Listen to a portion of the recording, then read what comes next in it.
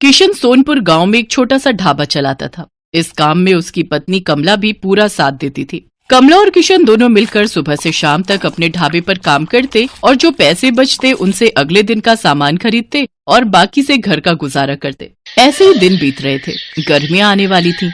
गांव के पास जो और दूसरे बड़े ढाबे और होटल थे, उन सब ने अपने ढाबे और होटल में बढ़िया एयर कंडीशनर लगवा दिए थे ताकि गर्मियों में भी ग्राहकों की भीड़ लगी रहे। इस कारण अब किशन के ढाबे पर ग्राहकों ने आना बंद कर दिया। अब ज्यादातर ग्राहक दूसरे ढाबों में ही जाकर खाना खाने लगे। इस कारण किशन की आमदनी बिल्कुल ना के बराबर हो गई। कमला, अब तो ढाबे पर ग्राहकों की भीड़ लगनी बंद हो गई है। एक भी ग्राहक रोटी खाने के लिए नहीं आता। सबको इसी ढाबों में खाने की आदत हो गई है। और वैसे भी गर्मी के मौसम में कौन भला हमारे इस छोटे से पुराने ढाबे पर खाना खाएगा। सबको एसी की ठंडी हवा में खाना खाना अच्छा लगता है, पर हमारे पास तो इतने पैसे भी नहीं है कि हम बड़ा और महंगा एसी लगवा सकें। कैसे गुजारा चलेगा कमला, कुछ समझ नहीं आ रहा है। इसी बात को लेकर तो मुझे भी चिंता हो रही है। ग्राहक नहीं आते तो खाना भी रोजाना का खराब हो रहा है। हमारा तो बहुत नुकसान हो जाएगा। अब तो थोड़े से ही पैसे बचे हैं जिनसे सिर्फ एक दाल और रोटी बना सकते हैं। उसके अलावा हम कुछ नहीं बना सकते। किशन भाई, गर्मी में यहाँ बैठकर खाना बहुत मुश्किल है। आज तो मैं गलती से बैठ गया, नहीं तो अब तो मैं एसी वाले ठंडे ढाबे में ही खाना खाऊंगा। वहाँ थोड़े पैसे ज्यादा होते हैं पर आराम से खाना तो खा लेते हैं। लाओ, कितने पैसे हो गए? 50 रुपए। ये लो, और इस ढाबे का कुछ करो और साथ में एसी ढाबा करो इसे, नहीं तो कोई खाना खाने नहीं आएगा।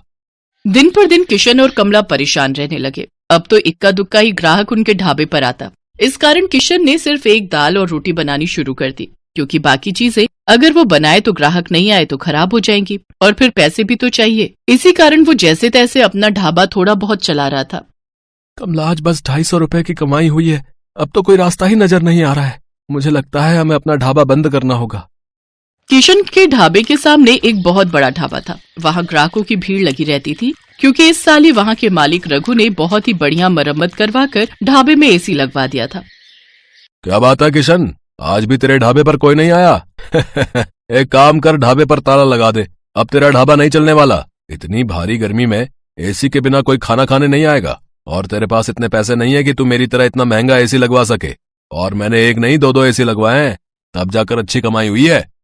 किशन और कमला ने सोच लिया था कि अब इस ढाबे को बंद कर देंगे। थोड़ा बहुत राशन रखा था, जिससे उन्होंने आज का ढाबे का खाना बना लिया था। कमला, ये दाल और रोटी जो बनाई है बस आज की बेच लेते हैं, कल से ताला लगा ही देंगे। कोई फायदा दिखाई नहीं दे रहा है। हाँ, मैंने जो दाल बची थी वो बना दी है, और थोड़ी बहुत तंदूर की रोटियां भी। उस दिन पूरा दिन कोई भी ग्राहक नहीं आता। दाल और तंदूर की रोटियां ऐसे ही रखी थी। कमला, मुझे लगता है अब कोई नहीं आएगा। रात के 9 बज रहे हैं, हमें घर चलना चाहिए। सामने रघु के ढाबे पर भीड़ लगी हुई है, तो भला यहाँ कौन आएगा? तभी किशन देखता है सामने रघु के ढाबे पर एक बहुत ही जरूरतमंद आदमी अपनी गर्भवती पत्नी के साथ कुछ मदद मांग रहा है। भैया, मेरी मदद करो। मेरी पत्नी की तबीयत बहुत खराब है। हम पर कुछ गुंडों ने हमला कर दिया। हमारी गाड़ी, मोबाइल, पर्स, कैश, जेवर सब लूट कर ले गए। हम शहर जा रहे थे, हमें नहीं पता कि इस रास्ते पर बदमाश हमें लूट लेंगे। ओ भाई, ये कोई खैराती धर्मशाला नहीं है जो तुम्हें मुफ्त में यहाँ रोक लूं। चलो जाओ यहाँ से। पता नहीं कहाँ से आ जाते हैं। मुझे क्या पता, कोई चोर उचक्के लुटेरे हो तुम। आजकल किसी का कोई भरोसा नहीं है। ओ छोटू, इन्हें बाहर भेज और ढाबे का शटर गिरा दे। मैं घर जा रहा हूँ। ऐसा ना कहो, मेरी पत्नी की तबीयत सचमुच बहुत खराब है। बस कुछ देर आराम करके हम चले जाएंगे। अरे अरे, सुनो तो भैया, भैया सुनो तो। सुनो जी, अब खड़ा नहीं हुआ जा रहा। मुझे बहुत प्यास लगी है, थोड़ा सा कहीं से पानी ले लो। किशन और कमला उस व्यक्ति और उसकी पत्नी को देख रहे थे। किशन दौड़कर उनके पास जाता है। भैया जी, आप चिंता मत करो, आप मेरे साथ मेरे ढाबे पर चलो। आइए बहन जी, आप मेरे साथ आइए।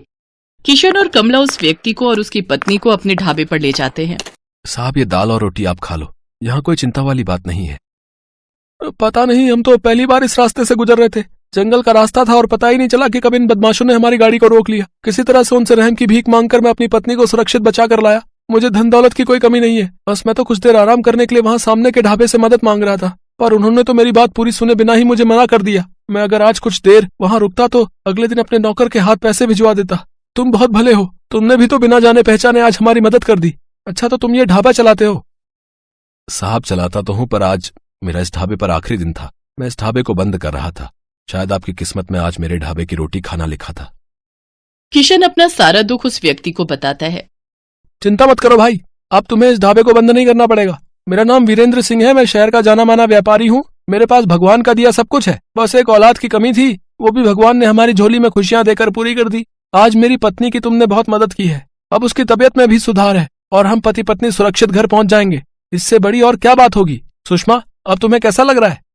मैं बिल्कुल ठीक हूँ जी। कमला ने मेरी बहुत देखभाल की है, अब मुझे बिल्कुल ठीक लग रहा है। अब मैं सफर कर सकती हूँ। किशन, तुम चिंता मत करो, मैं कुछ दिनों में तुम्हारे पास आता हूँ। तुम्हारे इस ढाबे को एसी ढाबा बनाने की जिम्मेदारी मेरी है। किशन और कमला की खुशी का ठिकाना नहीं था। उन्होंने किसी मजबूर की सहायता की तो भगवान ने उनकी सहायता की। कुछ दिनों बाद जब वीरेंद्र सिंह लौटता है तो उसके हाथ में एक मिठाई का डिब्बा था। उसकी पत्नी के बेटा हुआ था। बेटा होने की खुशी जानकर कमला और किशन भी बहुत खुश होते हैं। वीरेंद्र सिंह अपने खर्चे से किशन और कमला को एक बहुत ही बढ़िया और बड़ा एसी ढाबा बना कर देता है, जो फुली एयर कंडीशनर था। किशन का ढाबा किसी बड़े 5 स्टार होटल से कम नहीं था। अब तो ग्राहकों की भीड़ उस ढाबे पर आने लगी। ढाबा देखने में बहुत सुंदर था। किशन ने गांव के और भी मजबूर लोगों को अपने ढाबे में नौकरी दी। किशन का ढाबा दिन के साथ साथ रात में भी खुला रहता था, ताकि हाईवे से आने जाने वाले लोगों को किसी भी बात की परेशानी न हो। गरीबों के लिए उस ढाबे पर मुफ्त खाना था। वीरेंद्र सिंह अपनी पत्नी के साथ अक्सर किशन के ढाबे पर आ जाता था। आज किशन के कारण ही वीरेंद्र सिंह का परिवार सकुशल था और वीरेंद्र सिंह ने भी किशन के लिए जो किया वो किसी बड़े उपकार से कम नहीं था। तभी तो कहते हैं कि भगवान अच्छों के साथ हमेशा अच्छा ही करते हैं, इसलिए हमें सदैव मजबूर लोगों की सहायता करनी चाहिए।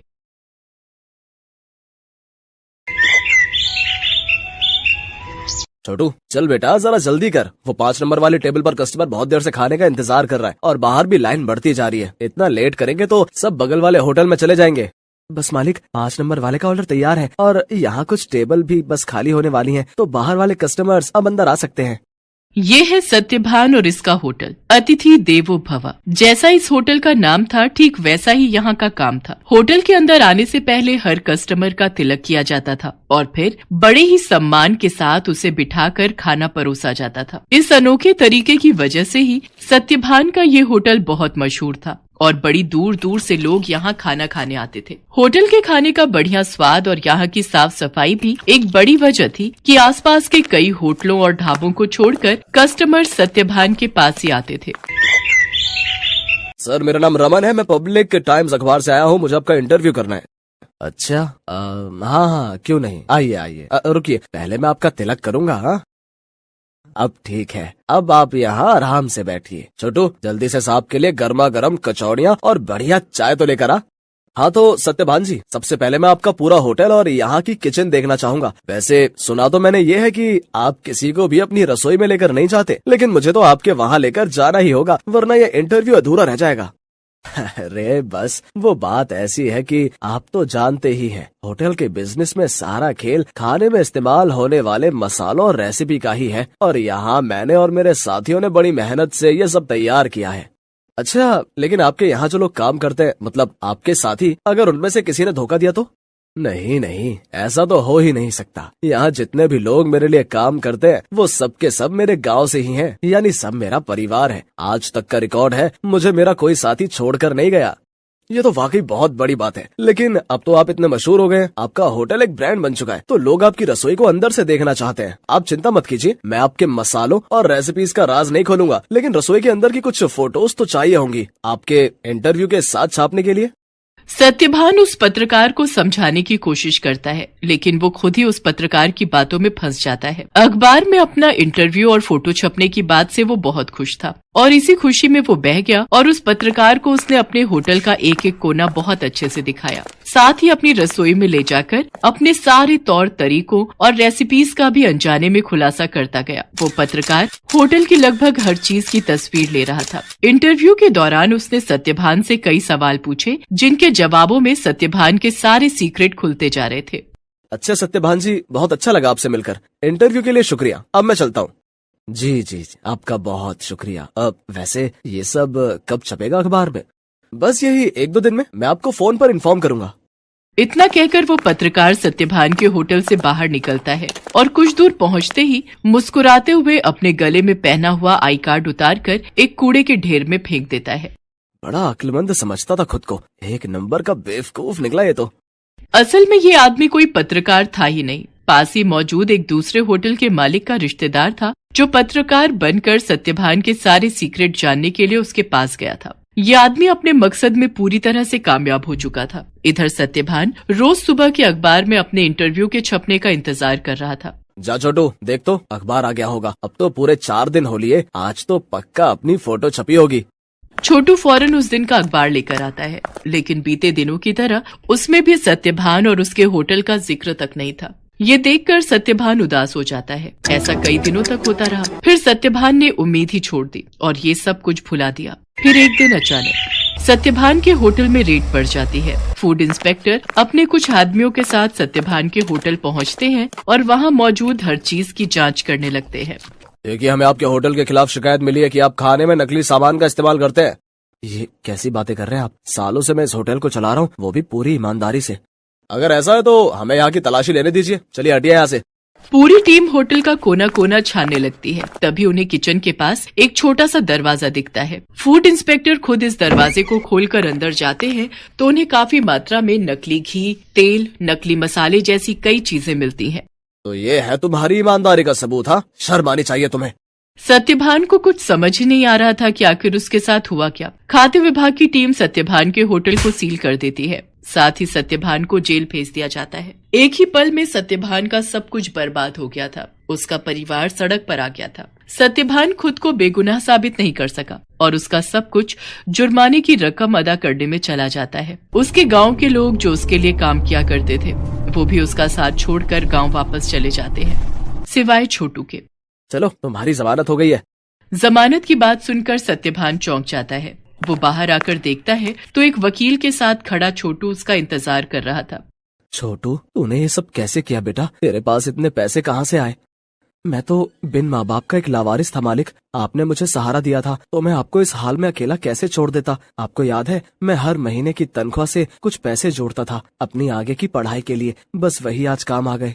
छोटू की बात सुनकर सत्यभान की आंखों में आंसू आ जाते हैं और वो छोटू को गले लगा लेता है। लेकिन अभी भी सब कुछ ठीक नहीं हुआ था। शहर भर में सत्यभान का नाम खराब हो चुका था। इसलिए सत्यभान अपने परिवार और छोटू के साथ शहर छोड़कर अपने गांव चला जाता है। वहां बांस के बड़े बड़े जंगल थे जिनके बीचों बीच एक छोटी सी झोपड़ी बनाकर सत्यभान और उसका परिवार रहने लगता है। सत्यभान के पास गुजर बसर के लायक भी पैसे नहीं थे, इसलिए उसे कुछ तो करना ही था। तभी एक दिन उसने गांव के एक बच्चे को एक आधे कटे बांस में कुछ खाते हुए देखा। सत्यभान उस बच्चे के पास गया और उससे बोला, बेटा, ये क्या खा रहे हो? ये हरे बांस का अचार है और ये रोटी है। ये बर्तन, ये भी बांस से बना है। वो यहाँ गांव में बांस ही सबसे ज्यादा उगता है ना, तो हम लोग इसी का ज्यादा से ज्यादा इस्तेमाल करते हैं। उस बच्चे की बात सुनकर जैसे सत्यभान के दिमाग के घोड़े दौड़ने लगे। उसने फौरन छोटू को अपने पास बुलाया और उसे कुछ समझाने लगा। फिर अगले दिन तड़के सुबह ही वो छोटू के साथ बांस के जंगल में गया और ढेर सारी बांस की लकड़ियां काट कर ले आया। सत्यभान और छोटू दिन रात लगे रहे और देखते ही देखते उन दोनों ने सिर्फ बांस की मदद से पूरा का पूरा होटल बनाकर तैयार कर लिया, जहां दीवारें भी बांस की थीं और सारे बर्तन भी। अब सवाल ये था कि इस होटल में पकेगा क्या? मालिक, आप चिंता मत कीजिए, हमें जाकर सब लोगों से बात करनी चाहिए जो शहर में अपने साथ काम करते थे। मुझे विश्वास है कि वो सब हमारा साथ जरूर देंगे। छोटू की बात मानकर सत्यभान अपने गांव के लोगों से बात करता है। धीरे धीरे गांव के कई लोग उसकी मदद के लिए आगे आते हैं। कई लोग उसे मुफ्त में राशन देते हैं, जिसके साथ हरे बांस का इस्तेमाल करके सत्यभान और छोटू होटल के लिए खाना बनाते हैं। और इस तरह एक बार फिर सत्यभान का होटल चल पड़ता है। लेकिन हालात अब पहले से बहुत अलग थे। कई दिनों तक सत्यभान के होटल में एक भी ग्राहक नहीं आता। फिर एक दिन शहर से कुछ दोस्तों का एक ग्रुप वहां आता है और सत्यभान के अनोखे होटल को देखकर चौंक जाता है। कुछ नया आजमाने के इरादे से वो सभी सत्यभान के होटल के अंदर आ जाते हैं।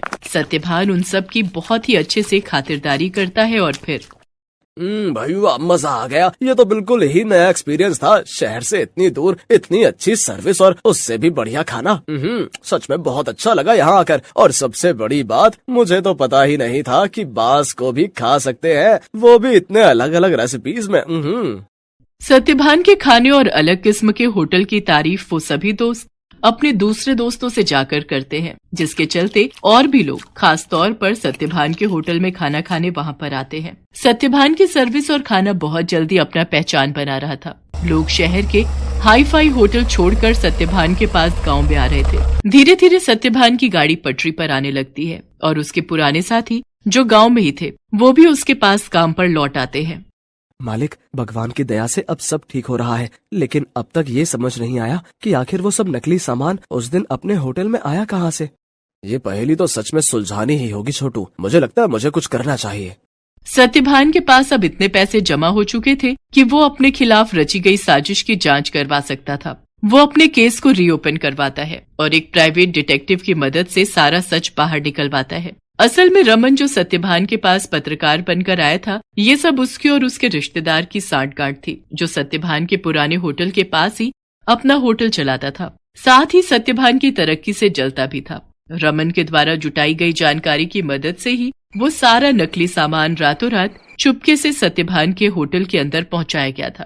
प्राइवेट डिटेक्टिव ने सारे जरूरी सबूत जुटा लिए थे, जिनकी मदद से दूध का दूध और पानी का पानी हो गया।